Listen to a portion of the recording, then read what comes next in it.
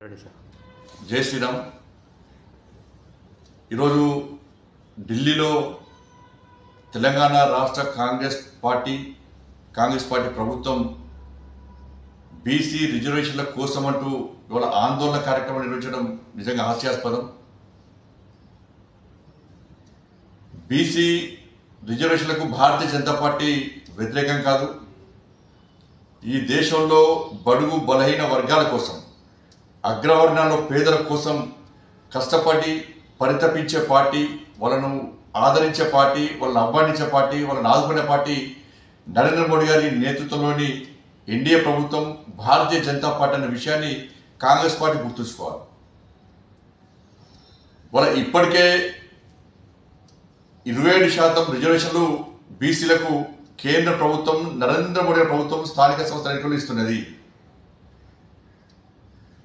కేవలం కాంగ్రెస్ పార్టీ ప్రభుత్వం ఇచ్చేది 5% మాత్రమే. 10% రిజర్వేషన్లు ముస్లింలకు ఇస్తున్నారు. 42% రిజర్వేషన్లో 10% ముస్లింలు, 5% మాత్రమే ఇలా బీసీలకు ఇస్తే దీన్ని బీసీ రిజర్వేషన్స్ అంటారా, ముస్లిం రిజర్వేషన్స్ అంటారా? కాంగ్రెస్ పార్టీ స్పష్టం చేయాలి. మీరు ఎన్నికల ముందు కామారెడ్డిలో జరిగిన బహిరంగ సభలో రాహుల్ గాంధీ గారి సమక్షంలో మీరు ప్రకటించిన బీసీ డిక్లరేషన్లో 10% ముస్లింలకు ఇస్తామని చెప్పి మీరు స్పష్టం చేసినారా? ఇవాళ మీరు ఇస్తానది BC reservations. Bharatiya Janata party పూర్తిగా మీకు మద్దతు ఇవ్వడానికి సిద్ధం ఉంది. ఎప్పుడంటే పూర్తి 42% బీసీలకే ఇవ్వాల్సిన బాధ్యత మీ ఉంది. కామారెడ్డిలో మీరు ఇచ్చింది బీసీ డిక్లరేషన్, ముస్లిం డిక్లరేషన్ కాదు. కానీ ఇవాళ మీరు అమలు చేయాలనుకుంటున్నది ముస్లిం డిక్లరేషన్ అమలు చేసే ప్రయత్నం చేస్తున్నారు. అందుకే మీ వెంట బీసీలు వస్తలేరు. తెలంగాణ రాష్ట్రంలో బీసీలు వాస్తవాలు గ్రహించారు. కాంగ్రెస్ పార్టీ వాళ్ళు ఉద్ధరించేది ముస్లింలు తప్ప మా బీసీల గురించి కాంగ్రెస్ పార్టీ పట్టించుకునే ప్రయత్నం చేస్తలేదని చెప్పి ఈరోజు బీసీలు గ్రహించారు. కాబట్టి కాంగ్రెస్ పార్టీ వెంట బీసీలు వస్తారన్న విషయాన్ని కాంగ్రెస్ పార్టీ ఇప్పటి కూడా గ్రహించకపోవడం నిజంగా మూర్ఖత్వం. ఇవాళ బీసీలకు మొదటి నుంచి కూడా 50 ఏళ్ళ కాంగ్రెస్ పార్టీ పాలనలో ఏ రోజు ఒక బీసీని ప్రధానమంత్రి చేయలేదు.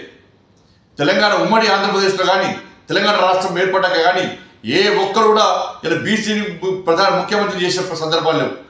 వాళ్ళ 27 మంది బీసీ ఎంపీలను మంత్రులు చేసిన ఘనత నరేంద్ర మోడీ గారి ప్రభుత్వాన్ని. వాళ్ళు అనేక మంది భారతీయ జనతా పార్టీ నాయకులకు, బీసీ నాయకులకు ఎంపీ టికెట్ ఇచ్చిన ఘనత ఇలా భారతీయ జనతా పార్టీది.